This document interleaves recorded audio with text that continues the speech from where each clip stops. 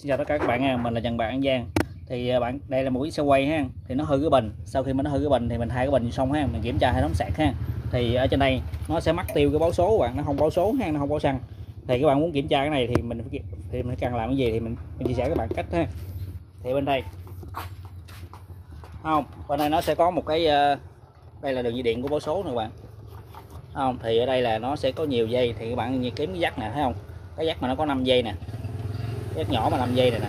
Đó, thì đây là cái dắt cái dây báo số ha, thì mình kiểm tra coi mình điểm hành trước khi nó không báo số thì mình kiểm tra coi cái hệ thống ở dưới đây nè.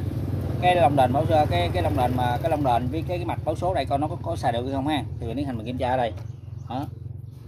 Thì muốn kiểm tra được cái đó thì mình phải có một cái dít các bạn. Cái dít này là cái dít của mình tự chế ha. Đây nè. Đó, nó khác hơn cái dít kia ha, cái dít này thì không xài được ha, lúc này là phải sử dụng cái dít này. Thì mình sẽ cần kẹp vô cây lửa này các bạn. Ở đây nó có một cái gông lửa ha, mà các bạn thấy lửa không? Đó, thì mình ghim vô đây nè, mình ghim vô đây, mình sẽ thử nè. Ví dụ như mình đưa vô sườn có nó cháy không ha. Các bạn thấy không, đưa vô mát là cháy nè, cháy không nè. Thì lúc này báo số không cháy thì mình ghim vô đây coi nó có cháy không. Đó, nó có cháy không? Đây nè, có cháy nè các bạn thấy không? Đó, nó có cháy nha, nó có cháy nè, nó có cháy báo số mà ở đây có lửa luôn ha. Đó, thì tức là ở dưới này nè, cái hệ thống dưới này nó không hư ha. Thì mình tiến hành mình tháo cái đồng hồ này ra, mình kiểm tra cho đây cái đồng hồ nó bị vấn đề nha. Còn tiến hành mình tháo đồng hồ ra. Thì các bạn hồi nãy là mình đã kiểm tra cái hệ thống này luôn ha.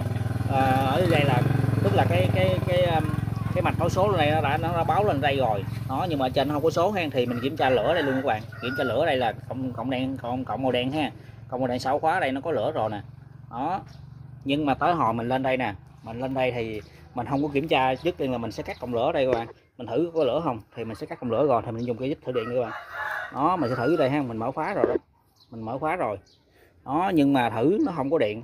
Thì ở trên đây mà ở đây nó có mát rồi, ở đây có lửa thì không thể nào mà nó không có thể nào lên đèn báo số được ha. Thì mình tiến hành nó bị đứt rồi đó. Nó bị đứt một cái gọng dây màu đen, gọng dây đen lên lửa từ dưới lên đây nè. Rồi mình sẽ cắt cái gọng dây đen á, mình sẽ kiếm gọng dây đen dưới ha, mình sẽ nối lửa ở đây là cho nó báo số nha các bạn.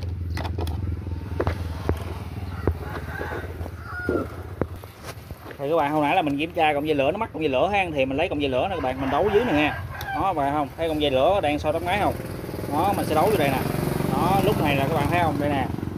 Đó, bạn thấy đèn mình mở khóa lên cho bạn xem nè. Đó, thấy không, báo xăng nó lên nè ha. Đó, đồng hồ no đã lên nè ha. Rồi vậy là đã ok rồi nha các bạn. Đó, còn những cái cách lắp ráp vô thì đâu cần phải quay làm gì ha. Nó có nhiều các bạn nói mình cắt video những chỗ quan trọng mình nó quay, chứ không quan trọng mình không có quay làm gì. Rồi mình là Trần Bạn Giang ha. Cái quy trình mà hướng dẫn các bạn cái là làm đi gan vậy đó, không có gì chưa ha. Rồi mình Trần Bạn Giang, video mình đây là kết thúc. Nếu các bạn xem video mình thấy ok thì nhớ cho một like, những cái ủng hộ nha. Cảm ơn tất cả các bạn.